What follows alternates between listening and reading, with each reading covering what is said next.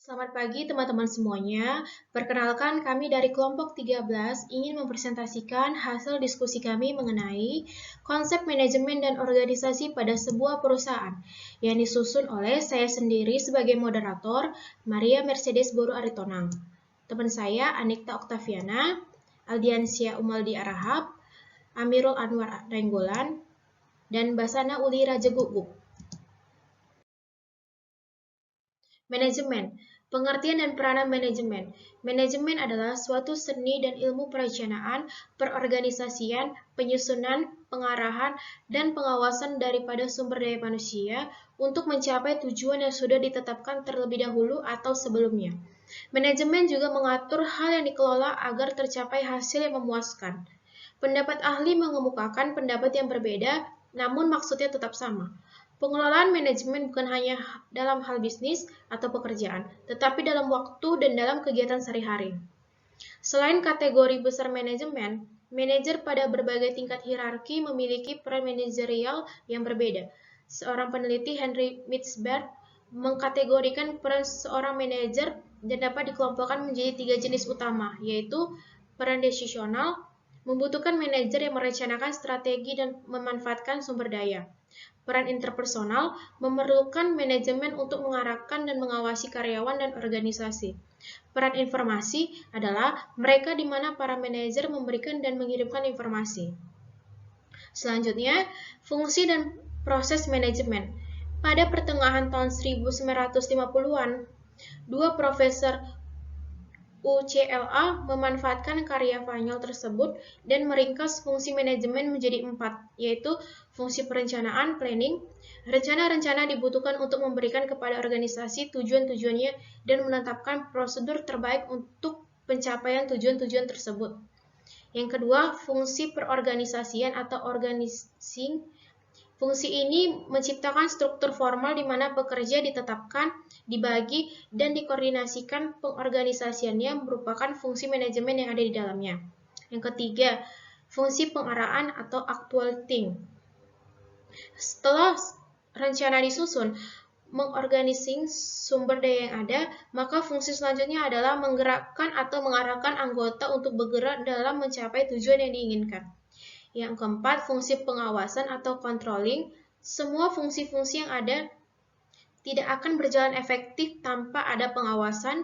Pengawasan ini merupakan penerapan suatu cara atau tools yang mampu menjamin bahwa rencana yang telah dilaksanakan telah sesuai dengan yang ditetapkan.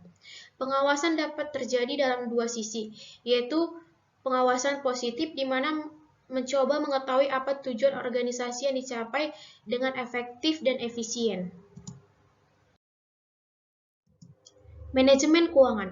Manajemen keuangan adalah sebuah proses di dalam kegiatan yang berhubungan dengan keuangan perusahaan yang dimulai dengan cara mendapatkan dan menggunakan. Penggunaan dana yang diperoleh harus tepat sasaran, efektif, dan efisien agar tujuan keuangan yang telah direncanakan bisa terrealisasi. Manajemen sumber daya manusia. MSDM adalah ilmu dan seni mengatur hubungan dan peranan tenaga kerja agar efektif dan efisien membantu terwujudnya tujuan perusahaan, karyawan, dan masyarakat. MSDM sering disamakan dengan manajemen personalia, yakni perencanaan, perorganisasian, pengarahan, dan pengendalian dari pengadaan, pengembangan, kompensasi, pengintegrasian, pemeliharaan, dan pemberhentian karyawan dengan maksud terwujudnya tujuan perusahaan, individu, karyawan, dan masyarakat. MSDM mengatur program kepegawaian yang menyangkut masalah-masalah sebagai berikut.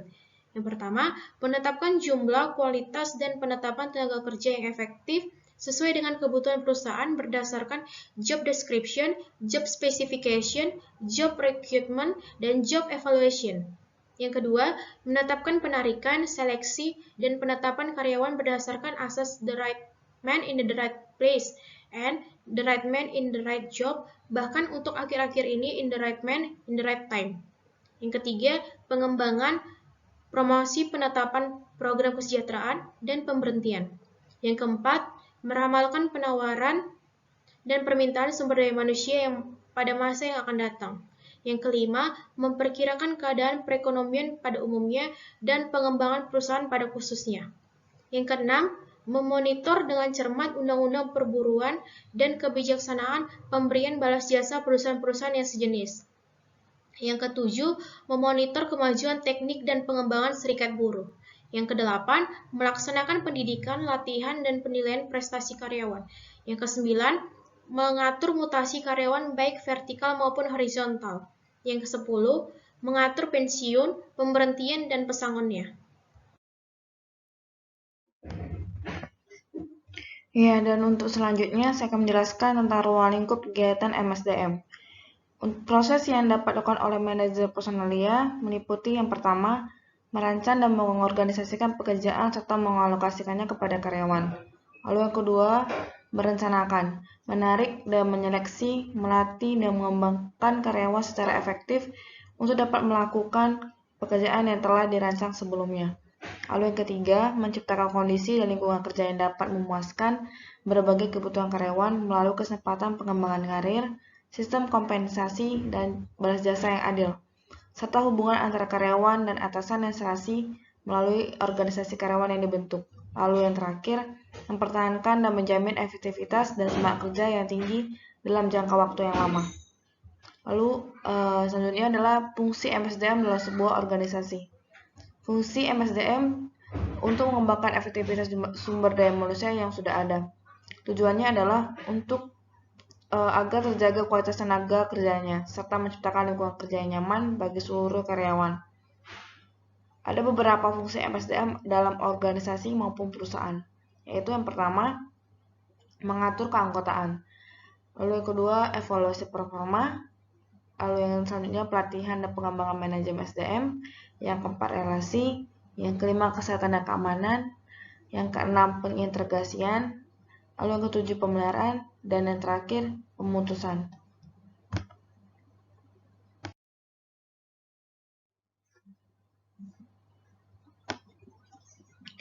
Manajemen pemasaran. Pemasaran adalah suatu proses manajerial yang membuat individu atau kelompok mendapatkan apa yang mereka butuhkan dan inginkan dengan menciptakan, menawarkan, dan mempasarkan produk yang bernilai kepada pihak lain atau kegiatan yang menyangkut penyampaian produk atau jasa mulai dari produsen sampai dengan konsumen.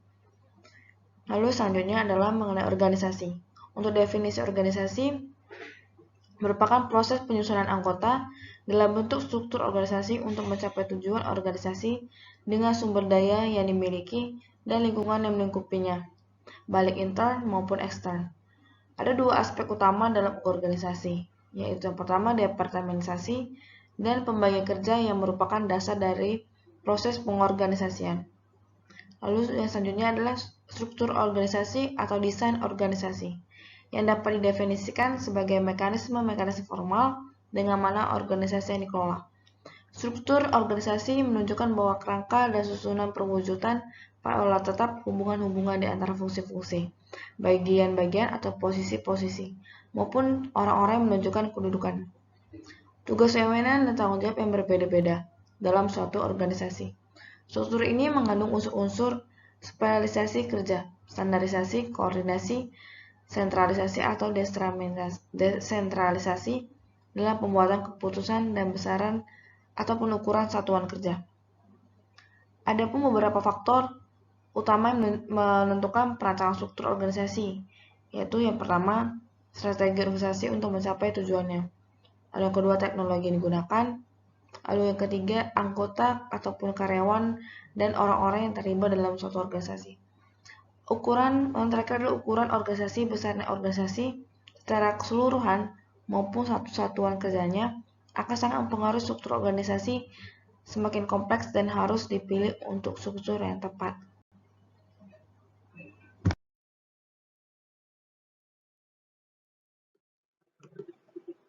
Selanjutnya, bentuk-bentuk organisasi. Bentuk-bentuk organisasi dapat kita bedakan atas beberapa bagian. Yang pertama, organisasi garis. Organisasi garis merupakan bentuk organisasi tertua dan paling sederhana, yang diciptakan oleh Henry Fayol. Ciri-ciri bentuk organisasi ini yaitu organisasinya masih kecil, jumlah karyawannya sedikit dan saling mengenal, serta spesialis kerja yang belum tinggi. Ada juga kebaikan organisasi garis ini, yang itu pertama, kesatuan komandonya terjamin sepenuhnya. karena pemimpin berada pada satu tangan. Yang kedua itu garis komando berjalan secara tegas, karena pimpinan berhubungan langsung dengan bawahan. Yang ketiga, proses pengambilan keputusan yang sangat begitu cepat. Yang keempat, karyawan yang memiliki kecakapan yang tinggi serta yang rendah dapat segera diketahui juga, dan juga karyawan yang rajin dan malas. Yang terakhir, rasa solidaritas yang tinggi. Ada juga kelemahan organisasi garis ini, yaitu yang pertama, seluruh organisasi tergantung pada satu orang saja. Apabila dia tidak mampu melaksanakan tugas tersebut, maka seluruh organisasi itu akan terancam kehancuran pada seluruh organisasi itu. Ada juga dan kecenderungan pimpin bertindak secara otoritas. Yang terakhir, kesempatan karyawan untuk berkembang terbatas. Organisasi garis ini dan stafnya dianut oleh organisasi besar. Daerah kerjanya luas dan mempunyai bidang tugas yang beraneka ragam serta rumit dan jumlah karyawan yang banyak. Staf yaitu orang yang ahli dalam bidang tertentu yang tugasnya memberi nasihat dan saran dalam bidang kepada pejabat pemimpin dalam beroperasi organisasi tersebut.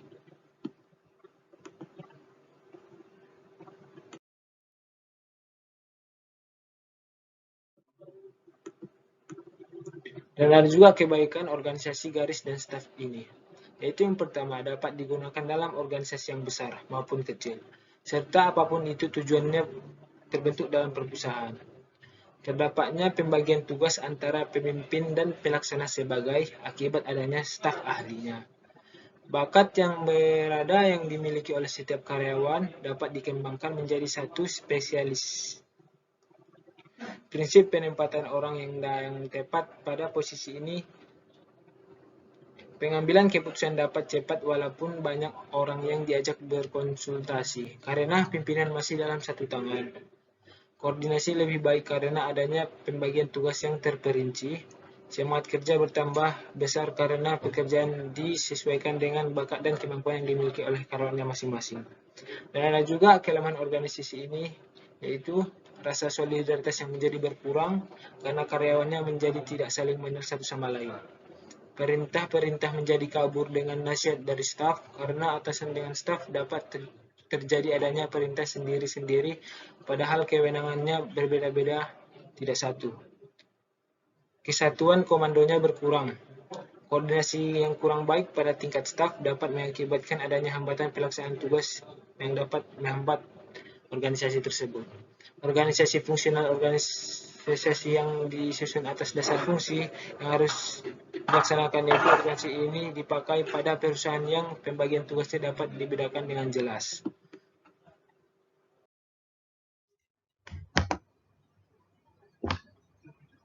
Ya, dan untuk selanjutnya adalah kebaikan organisasi fungsional. Yang pertama yaitu pembidangan tugas menjadi lebih jelas. Yang kedua, spesialisasi karyawan lebih efektif dijalankan dan dikembangkan. Lalu yang ketiga, solidaritas kerja, semangat kerja karyawan yang tinggi. Lalu yang terakhir adalah koordinasi berjalan lancar dan tertib. Lalu selanjutnya adalah kelemahan organisasi fungsional. Yang pertama, karyawan yang terlalu memperhatikan bidang spesialisasi sendiri saja, sehingga pengalihan kerja menjadi sulit untuk dilaksanakan. Lalu yang kedua, koordinasi menyeluruh sukar untuk dilaksanakan. Dan yang ketiga adalah menimbulkan rasa kelompok yang sangat sempit dari bagian yang sama, sehingga sering terjadinya konflik. Lalu, selanjutnya saya menjelaskan tentang prinsip-prinsip organisasi. Organisasi merupakan wadah di mana berlangsung proses-proses pengorganisasian sumber daya organisasi. Untuk itu diperlukan suatu prinsip yang akan melandasi kegiatan pengorganisasian dalam sistem manajemen. Untuk prinsip-prinsip tersebut adalah yang pertama, perumusan tujuan yang jelas, yang kedua, pembagian kerja, yang ketiga, delegasi kekuasaan, yang keempat, rentang kekuasaan, yang kelima, tingkat pengawasan, yang keenam, kesatuan perintah dan tanggung jawab, lalu yang ketujuh, koordinasi.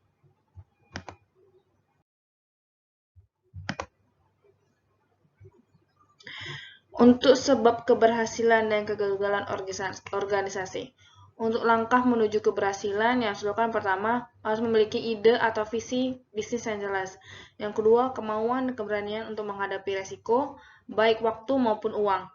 Lalu yang ketiga, membuat perencanaan usaha, mengorganisasikan, dan menjalankannya.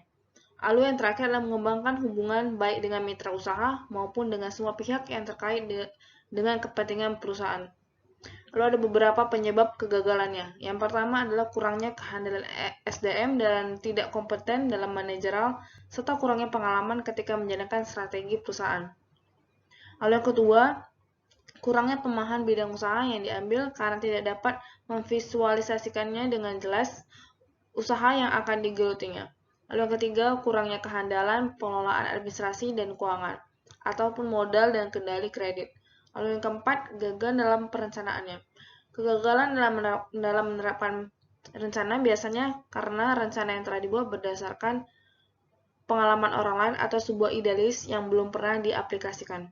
Lalu yang kelima, tempat usaha yang kurang memadai. Yang keenam, kurangnya pemahaman dalam pengadaan, pemeliharaan, dan pengawasan bahan baku dan sarana peralatan. Lalu yang ketujuh adalah ketidakmampuan dalam melakukan peralihan, transisi, perubahan teknologi.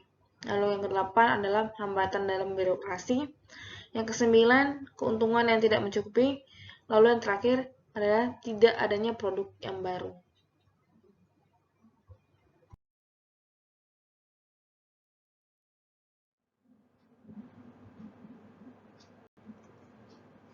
Studi kasus atau PT Gojek Indonesia. Profil perusahaan PT Gojek pertama kali didirikan oleh Nadiem Makarim pada tahun 2010. Gojek adalah perusahaan berjiwa sosial yang memimpin revolusi industri transportasi ojek. Gojek bermitra dengan para pengendara ojek berpengalaman di Jakarta, Bandung, Bali, dan Surabaya, yang menjadi solusi utama dalam pengiriman barang pesan antar makanan, berbelanja, dan bepergian di tengah kemacetan. Tukang ojek yang bernaung di Gojek sudah mencapai 7.500 driver di area Jabodetabek saja. Segmentasi, target, dan positioning. Segmentasi. Berikut ini adalah pendekatan segmentasi yang dilakukan oleh PT Gojek Indonesia. A. Segmentasi berdasarkan karakteristik konsumen. 1. Demografi dan sosioekonomi. Segmentasi karyawan, masyarakat umum, dan mahasiswa juga pelajar. 2. Psikografis menengah ke bawah dan menengah ke atas. 3. Geografi Jakarta, Bandung, Surabaya, Medan, Manado, dan lain-lain. B. Segmentasi berdasarkan respon konsumen. 1. Manfaat berdasarkan layanan yang diberikan yaitu berupa antar penumpang kirim paket dan pesan makanan atau barang. 2. Pengguna berat, menengah, dan ringan. 3. Respon promosional berdasarkan respon konsumen terhadap promosi yang dilakukan. Yang keempat, loyalitas konsumen loyal dan kurang loyal. Targeting Gojek melakukan pasar target dengan mengabaikan perbedaan segmen pasar dan menawarkan satu macam produk kepada seluruh pasar. Karena jasa yang ditawarkan oleh Gojek ini dirasa bisa dinikmati atau dipakai untuk semua kalangan. Positioning kedudukan Gojek di mata masyarakat yang merasa terbantu tak lepas dari beberapa poin di bawah ini, yaitu yang pertama, penting. Karena menjawab persoalan yang dirasakan oleh masyarakat dengan menawarkan berbagai macam kemudahan. Berbeda. Karena Gojek ini menawarkan berbagai macam keunggulan yang tidak dimiliki oleh pesaing. Superior. Jasa yang ditawarkan banyak memiliki keunggulan seperti personal shopping dan juga kurir. Pelopor. Jasa transportasi umum yang menawarkan keprofesionalan. Terjangkau. Karena harga yang dipatok disesuaikan dengan konsumen. Kesimpulan, manajemen merupakan suatu seni dan ilmu perencanaan, pengorganisasian, penyusunan, pengarahan, dan pengawasan daripada sumber daya manusia untuk mencapai tujuan yang sudah ditetapkan terlebih dahulu atau sebelumnya. Organisasi merupakan sekelompok individu yang terstruktur dan sistematis yang berada dalam sebuah sistem. Definisi lain menyebutkan, organisasi adalah wadah untuk sekelompok individu berinteraksi dengan wewenang tertentu. Perkembangan teknologi yang semakin pesat juga mempengaruhi dalam manajemen dan organisasi yang tersusun dengan baik, sehingga PT Gojek dapat terus maju dan selalu berinovasi untuk menyediakan kemudahan untuk masyarakat, apalagi dalam situasi COVID saat ini. Mereka menyediakan fasilitas seperti GoFood, GoSend, GoMart, dan lain-lain. Dengan konsep manajemen dan organisasi yang baik, PT Gojek dapat terus bertahan meskipun banyak kompetitor baru yang bermunculan. Saran: penulis menyusun makalah dalam laporan ini agar para membaca lebih mudah dalam memahami materi yang penulis susun mengenai materi manajemen dan organisasi. Penulis mengambil dari berbagai sumber agar teruji kebenarannya. Untuk itu, penulis berharap pembaca dapat dengan mudah belajar menggunakan laporan makalah ini. Belajar dengan membaca adalah salah satu sarana memperoleh ilmu, karena ilmu adalah jalan menuju keberhasilan. Sekian dan terima kasih dari hasil presentasi kelompok kami, yaitu kelompok 13. Thank you.